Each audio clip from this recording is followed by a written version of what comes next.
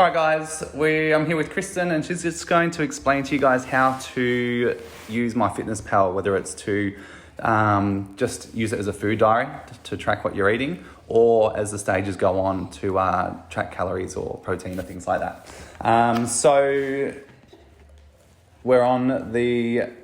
I've never even used this. I've just signed on to it. So we're going to go right from the very start bit, and Kristen will kind of talk you guys through it.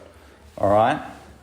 All right, so the screen you're looking at is the initial screen that you're going to get when you log into MyFitnessPal, and it's going to help you, it's going to ask you some questions so it can help kind of guesstimate how many calories that you need to consume each day. For the initial stage of the challenge, I wouldn't recommend picking losing weight, only because if you put in, it's going to assess what goals, it's going to ask you what you weigh now and what you want to weigh, and then it's going to give you possibly too low a calorie count. So at the start of the challenge, we basically want to use MyFitnessPal as an informational tool just to see, so you guys can have a visual representation of what you actually consume over the day. And then we can use that to kind of pinpoint areas that need improvement, or macros that you might be lacking, or just so you can get an idea of what a whole day of eating for yourself look like. So we would recommend to choose just maintain weight. You can just, depending on how active you are, so obviously we're all here at CrossFit, so we're somewhat active. Depending on how many times you train a week, I'd either go between lightly active or active. I think that also could include your outside stuff too, like your NEAT and daily activity and stuff too. So if you're sitting at a desk all day but you still come to CrossFit, I'd put lightly active. If you're really mindful of your steps every day and you try to hit a certain target, you could go to very active. Or it doesn't matter too much at this stage anyway. It's only just for logging purposes. Then you just put your gender in, your date of birth, doesn't really matter where you live, your height. So these are all pretty standard questions. It's just going to help calculate. What shall I weigh? No idea. None of your business. None of your business. I think 78. You'll have to, if you're new to MyFitnessPal, you just have to choose a username. This is my one from school when I was a kid. Blah. Blah, blah, blah. None of us read that fine print anyway.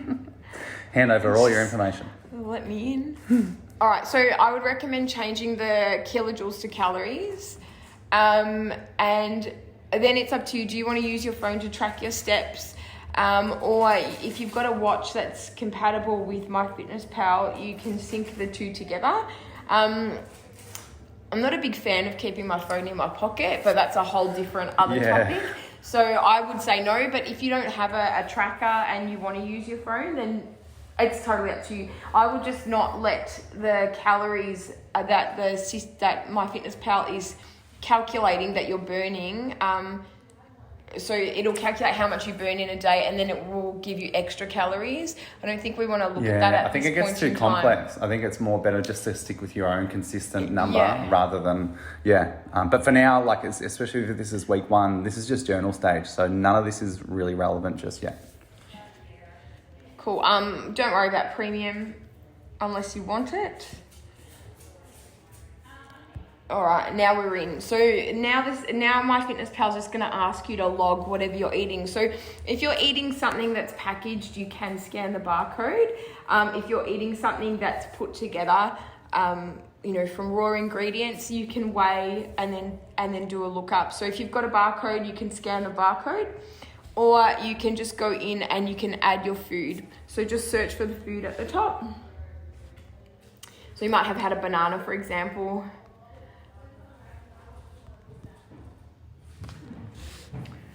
And then you can roughly guess the size, so medium, large, or if you know how much it weighs, you can find one that's got the weight calculation in it. Yep, that's what you want. Tick it, and it will get added to your diary. So just keep logging as you go through the day. I'd probably try not to wait until the end of the day and then backlog everything, because you'll forget. And if you have something, just be really honest about it. So if you've, had some chocolate, or you've had some lollies or whatever, scan it in or add it in. it's not a big deal. Like, it's probably a good thing so that you can see how much of that daily consumption that chocolate takes up. And then it's just like having a bank account. So was it worth spending my daily dollars on that chocolate? And if it was, that's awesome. You can eat around that chocolate. If you're like, I probably prefer to spend all of those calories on something else, then you just can make an informed decision about what you want to cut out, or how much of your daily budget something's taking, and then you can weigh it up. It's like a normal bank account. Cool. So there's this information at the top here, calories remaining and that sort of stuff. So your suggestion right now is to really not pay too much attention to that, especially the plus exercise section. Yeah, so don't worry about tracking against the calorie amount that it's calculated for you. What you want to do at this stage is we just want to get a true idea of what your eating is like at the moment. So don't worry about aiming for that target. You want to see how much on a normal day you're consuming. So am I under consuming normally? Am I over consuming normally? And then we can make more informed decisions about where we can tidy things up.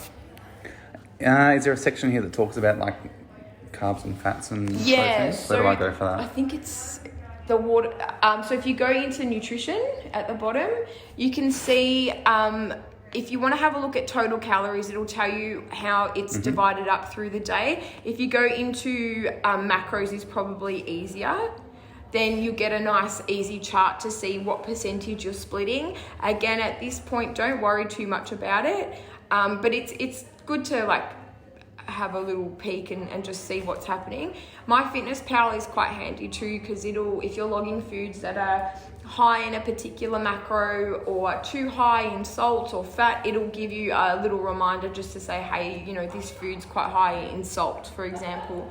But yeah, at this stage, we don't really want any behaviors to change. We just want you to get more familiar with what your current behaviors are at the moment. And then throughout the challenge, this tool will come into play, so then we can kind of work out, okay, you can set your goals around this. So like, I want to eat less salt, or I want to try and hit my calorie target, or I know I'm hitting my calorie target, but too much of that is coming from fat. So I want more to come from protein, for example. So we can use this just to make amendments to how you're consuming throughout the day. Cool. Well, that's about it for that. We'll also be resharing our nutrition series that's on the YouTube channel. So jump onto that, and that's going to help give you a bit more information. Chris and myself as well, just keep posting up tips and stuff as we go as well. And also it'll help individually. Once we if you do this journal and we get that data, then we can sort of work with you and help you do a stage. If you go through our YouTube video and the talk Kristen did last year, we talked about sort of some stages of sort of depending on how ready you are and what kind of, your knowledge and experience with nutrition and dieting is. So some of you your goal might be just to be a little bit better. For some people, you might be ready to maybe keep tabs of your protein intake, and some of you might need to really, some of you are ready to dial it in and really want to dial it in. And that's going to be, up to you. But that's something we can help you with. Yeah. Make sure you got shout out for any questions, but that's it. That's MyFitnessPal. Yeah, I think another important thing to think about is we shouldn't always just be focusing on, are we overeating? We need to have a look and see if we're under eating as well. So don't use this to try to restrict your calories, because you might have the opposite effect. So we're going to use it to assess both sides, both under or overeating. Cool. That's it. If you got any questions, reach out.